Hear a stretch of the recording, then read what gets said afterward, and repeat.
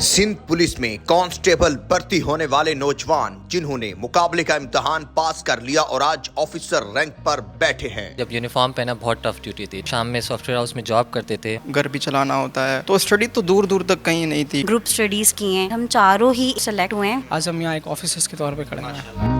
Central police office के अंदर आ चुके हैं और आपकी मुलाकात उन होनहार ब्रिलियंट नौजवानों से करवाते हैं जो कि कल तक सिंध पुलिस के जवान थे लेकिन अभी वो ऑफिसर बन चुके हैं। और हर नौजवान के पीछे एक कहानी है और सबसे बढ़कर इंटरेस्टिंग बात यह है कि ये वो नौजवान हैं जिन्होंने अपना तो नाम बुलंद किया है, लेकिन साथ साथ जो सिंध पुलिस का पब्लिक रिलेशन डिपार्टमेंट है इसको भी बहुत ज़्यादा इन्होंने एम्पावर किया है। कब सिंध पुलिस का पहले हिस्सा बने और ये जो आपने एग्ज़ाम क्वालिफाई किया है उसमें एक सक्सेस तो है, लेकिन उसके साथ साथ जो आपने जो पब्लिक रिलेशन डिपार्टमेंट है इसको बहुत बेहतर किया सिंध पुलिस ने। मैं 2022 में सिंध पुलिस का हिस्सा बना। जब यूनिफॉर्म पहना और बाहर से जिस तरह से दिखता था, जब यूनिफॉर्म पहना बहुत टफ ड्यूटी थी। नो डाउट अपनी फैमिलीज़ को प्रॉपर टाइम नहीं देते थे और जिस तरीके से हमारी रूटीन हो गई थी, हमें मतलब हालत टाइट हो गई थी कि किस तरीके से नौकरी होती है। बाहर की बड़ी टफ नौकरी होती है। खैर बैकग्राउंड जैसा था, शाम में सॉफ्टवेयर हाउस में जॉब करते थे, तो उसके बाद यहाँ जब आए तो इस हिसाब से हमें मीडिया एंड पब्लिक रिलेशन उस टाइम बना। और बहुत अच्छा ये कि हमारे जो जिस तरह से हम लोग का सॉफ्टवेयर हाउस में जॉब करते तो उसी से रिलेटेड यहाँ भी हमें काम मिल गया। मुश्किल ये होता है कि पुलिस की बिलखुसूस जब आप जवान होते हैं तो टाइम का बड़ा इशू होता है, तो वो आप टाइम मैनेज कैसे करते थे कि यानी स्टडी को टाइम देना, प्रिपरेशन करनी, फिर जॉब भी करनी? देखिए मैं यहाँ मीडिया पब्लिकेशन के बाद भी शाम में 4 बजे के बाद जॉब करता था। टीच करने के लिए यहाँ पे ऑर्गेनाइजेशन भी आई जो हमें मीडिया पब्लिकेशन को प्रोफेशनली किस तरह से चलाना है। उन्होंने उसमें टाइम मैनेजमेंट हमें सिखाया कि हमने सिर्फ यहाँ ऑफिस को टाइम नहीं देना, हमने अपनी लाइफ में भी बाकी चीज़ों को किस तरीके से मैनेज करके चलना है। वो हमारे लिए बहुत ज़्यादा इंपॉर्टेंट था। और इमरान साहब जो मैं कहता हूँ, इन्होंने हमें प्रॉपर गाइड किया। आईजी साहब की तरफ से बहुत सपोर्ट हुआ। हमारी जॉब जो है वो छुड़वाई, ओबियसली जॉब के साथ हम नहीं कर सकते थे। वो बड़ा अच्छा था हमारे लिए, बहुत ज़्यादा।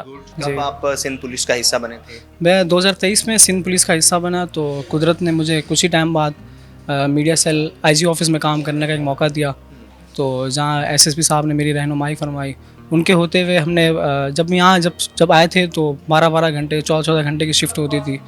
तो हमने फिर पढ़ाई करना एक इम्पॉसिबल था, क्योंकि हमारी बेसिक नीड्स इतनी ज़्यादा थी कि हम 14 घंटे यहाँ काम करते थे। इस काम के बावजूद हम इवनिंग शिफ्ट में कॉल सेंटर्स में काम करते थे। तो सर ने हमारी इस मेहनत को देखा, इसको सराहा। तो सर ने फिर हमें टाइम मैनेजमेंट सिखाई। सर ने हमें ये कहा कि ये जो 12-14 घंटे का काम है, अगर आप ये मुझे 8 घंटे में करके दे सकते हैं तो मैं आपकी 8 घंटे की टाइम मैनेजमेंट करवा सकता हूँ। हमारे स्पेशल टास्क दिलवाते थे आईजी साहब से, या फिर मीडिया सेल के स्पेशल टास्क, वो हम परफॉर्म करके देते थे। उस परफॉर्म के बदले हमें कैश रिवॉर्ड मिलते थे। वो पैसे मिल रहे हैं जो हम जो इवनिंग शिफ्ट में करते थे, तो उस पैसे के बदले तो हमने वो कैश रिवॉर्ड्स आया। तो फिर उसके बाद हमने अपनी पढ़ाई पर फोकस किया। तो आज अल्हम्दुलिल्लाह उन्हीं की बदौलत और inspector general of police Sindh की बदौलत, एक डिपार्टमेंट की बदौलत आज हम यहाँ एक ऑफिसर्स के तौर पे खड़े हैं। आप बताइएगा, कब आप सिंध पुलिस का हिस्सा बनी और अभी माशाल्लाह आप ऑफिसर हैं, तो फीडबैक फैमिली की तरफ से कैसा है? क्या तब्दीली आप फील कर रही हैं? फैमिली का बहुत इस पे एक खुश हैं वो सब। मेरे जो मेंटोर हैं हमारे एसएसपी सर, उनको हम मेंटोर इसलिए कहते हैं कि उन्होंने कभी भी हमारे साथ ना एक वो एसएसपी वाला नहीं रखा। मैं टाइमली अपने घर पहुंच रही हूँ, टाइमली घर से यहाँ आ रही हूँ, पिक एंड ड्रॉप मुझे दी, फिर कैश रिवॉर्ड। मैं कंटेंट क्रिएशन टीम का पार्ट हूँ, तो मेरा जितना भी वीकली टास्क है, अगर मैं उन्हें 2 से 3 दिन में करती हूँ तो मुझे नेक्स्ट 2 to 3 डेज़ बहुत रिलैक्स मिलता है। मैं अपने जो भी प्रिपरेशन है मैंने ऑफिस में भी की है, हमने ग्रुप स्टडीज़ की हैं, व्हाट्सएप पर एक दूसरे से शेयर किया है। और ये हमारे टीम वर्क है कि आज हम चारों ही एक ही उससे जो है वो सेलेक्ट हुए हैं। मैं यहाँ पर आया Sindh police media and public relation में, तो हार्डशिप्स ज़िंदगी में वो आपको हर लिहाज से पेश आते हैं। दरअसल जब हम यहाँ पर आए तो मेरी स्टडी उस वक्त जो है ना बिल्कुल स्टैंड स्टिल हो चुकी थी।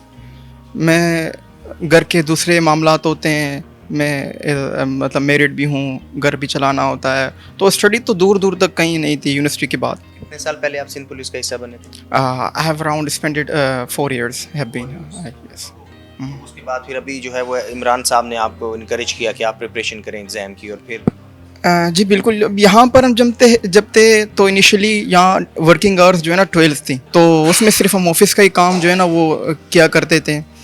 तो फिर हमने सर से मैंने डिस्कस की, मैं पर्सनली सर से गया मैंने कहा sir I am actually very keen to learn to continue my study further and to enhance my knowledge and also to go up skills in the civil servants. Okay sir ने मेरी skills देखी और sir ने उसको हौसला अफजाई मुझे जो है ना हर हिसाब से की। SSP media and public relation Imran Qureshi साहब हमारे साथ मौजूद हैं। इमरान भाई, जितने भी स्टूडेंट्स हैं हमने जिनसे बात की है तो सबकी ज़बान पर आपका जो है वो नाम था, तो वो कहते हैं कि not gonna the man behind the gun. तो ये जो बच्चे थे कल तक जो यहाँ पर जवान थे, अभी ऑफिसर हैं, और बिलखसूस हमने देखा है कि आपका जो पब्लिक रिलेशन डिपार्टमेंट है सिंध पुलिस का वो बहुत एम्पावर हुआ है। तो ये जो जर्नी थी ये कैसी रही और क्या ये बच्चों की तादाद यहीं पर रहेगी या मज़ीद इसे आप बढ़ाएंगे? मैं बच्चों की बात से एग्री करता हूँ, लेकिन उसमें फिर मैं भी उसी तरीके से बात को और आगे लेके जाऊँगा। It's all about the leadership of our IGP Ghulam Nabi Memon साहब। जवान जो हमारे थे उनके लिए काफ़ी फैसिलिटीज़ उन्होंने प्रोवाइड की, वो लॉजिस्टिक्स भी थी, हमारे साथ मुख्तलिफ सॉफ्टवेयर्स की अगर हमें ख़रीदारी करनी थी वो भी थे, और साथों साथ स्टाफ के लिए 8 आवर्स की, जैसे मैंने आपको बात पहले बताई थी हमारी बातचीत में, वो मंथली जो है हमारा जो था कॉम्पिटिटिव एनवायरनमेंट जो हमने क्रिएट किया, तो उसमें फिर जवानों के लिए मंथली जो है ना इनामात रिवार्ड की सूरत में जो उनको मिले। तो अल्टीमेटली यही बेसिक चीज़ें थी जो लीडरशिप की तरफ से मिली, और जवानों को जब ये फैसिलिटीज़ मिली, उनके वर्किंग आवर्स कम हुए, उनको अपने क्लियर टारगेट्स का पता चला कि उन्होंने क्या करना है, तो वो उसके साथ उन्होंने टाइम मैनेजमेंट वो की, और साथों साथ आई साहब की तरफ से जो मंथली उनको रिवार्ड्स मिले, तो वो अपनी दूसरी जॉब्स ना करते हुए भी ना सिर्फ वो अपना घर चलाने में कामयाब हुए, बल्कि कैरियर प्रोग्रेशन जो है उसमें भी वो अपने एफर्ट में कामयाब हुए। तो आपने क्या इनमें ये करंट फील कर लिया था कि हाँ इनमें ये स्पार्क है, ये क्वालिफाई कर जाएंगे? मेरी नज़र में आप अगर किसी मैनेजरल लेवल पे, सुपरवाइजरी लेवल पे हों, ऑफिसर लेवल पे आप काम कर रहे हैं, तो निचले स्टाफ की आपको उनकी कैपेसिटीज़ को जज करना, उन्हें वे करना, ये भी आपकी जिम्मेदारी में होता है। Right man for the right job भी कहते हैं। और फिर इसी चीज़ को जहन में रखते हुए हमने इनमें से अलग लोग किए। कोई अच्छा था स्क्रिप्ट राइटर, कोई अच्छा था तो हमने उसको वहाँ खपाया, कोई टेक्निकली अच्छा था तो हमने उनको टेक्निकल साइड पे रखा, some are good at editing तो हमने एडिटर सेक्शन में उनको रखा। तो मुझे यहाँ पे 5 मेरे लड़के ऐसे थे, एक लेडी पुलिस कांस्टेबल और 4 हमारे पुलिस कांस्टेबल, जिनमें मैंने देखा था कि दे कैन और डू दिस थिंग, और वो आगे अपने करियर में बढ़ सकते हैं। तो फिर वो शुरू में वही अपने रूटीन में रोज़मर्रा के कामों में लगे हुए थे, तो उस तरीके से आगे नहीं बढ़े थे। तो रियली हमने उन्हें बिल्कुल पुश किया है। उसमें एक हमारे यहाँ से ट्रांसफ़र हो गया, उसकी मजबूरी थी कुछ, तो बाकी 4 जो थे उन्होंने ना सिर्फ जो है ना वो अपने करियर में आगे बढ़ने के जो एग्ज़ाम्स थे वो ना सिर्फ पास किए, बल्कि उन्होंने यहाँ रहते हुए भी उन्होंने सर्विस के साथ भी अपना बड़ा इंसाफ किया। यहाँ पे भी उन्होंने एक्सेल किया है और एग्जाम पास किए। आप SSP media and public relation भी हैं, तो यहाँ पर आप क्या क्या मॉनिटर कर रहे होते हैं? हमारा ये विंग जो है मुख्तलिफ यूनिट्स में डिवाइडेड है। We monitor electronic media as well, and then again social media के ऊपर भी हमारी नज़र रहती है। सो जो पॉजिटिव चीज़ें होती हैं वो तो है ही हैं, लेकिन जहाँ पे हम समझ रहे होते हैं कि जो नेगेटिव बातें हैं पुलिस के कॉन्टेक्स्ट में, अगर तो वो हक़ाइक़ पे मबनी है, तो अपनी इस्लाह के लिए हम कंसर्न यूनिट्स को उनको भेजते हैं, आई साहब को पुटअप होती हैं, और उसके ऊपर फिर ब्रेनस्टॉर्मिंग होती है, सेशंस होते हैं, और फिर अकॉर्डिंगली डिसीजन मेकिंग और प्लान होती है।